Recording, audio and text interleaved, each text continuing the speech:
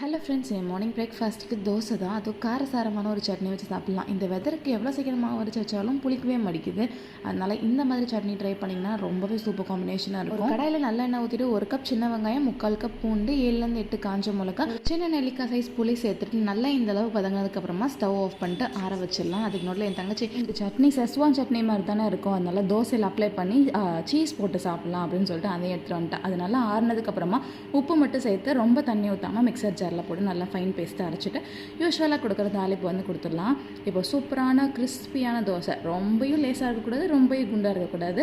அதுக்கு முதல்ல சீஸை வந்து நல்லா வந்து குட்டி குட்டியாக வந்து ஸ்லைஸ் பண்ணி வச்சுக்கலாம். நம்ம ரெடி பண்ணி வச்சுருக்க அந்த பூண்டு சட்னியை நல்லா தோசை ஃபுல்லாக ஸ்ப்ரெட் பண்ணிக்கலாம். சிம்லேயே வந்து தோசை இருக்கட்டும். அதுக்கப்புறமா சீஸையும் மேலே தூவிட்டு வேணால் வெஜ்ஜீஸ் கூட போட்டுட்டு பீஸா தோசையை கூட ஆக்கிக்கலாம். ஒரு லிட் வச்சு 20 செகண்ட்ஸ் க்ளோஸ் பண்ணி எடுத்தோன்னா நல்லா சீஸ் வந்து இந்தளவுக்கு மெல்ட் ஆகி வரும். அதனால் ஸ்ப்ரெட் பண்ணிட்டு அப்படியே ஃபோல்ட் பண்ணி தேங்காய் சட்னி, சாம்பார் எது கூட வேணால் வச்சு சாப்பிட்லாம். அவ்வளோ டேஸ்ட்டாக இருக்கும். ட்ரை பண்ணி பாருங்கள்.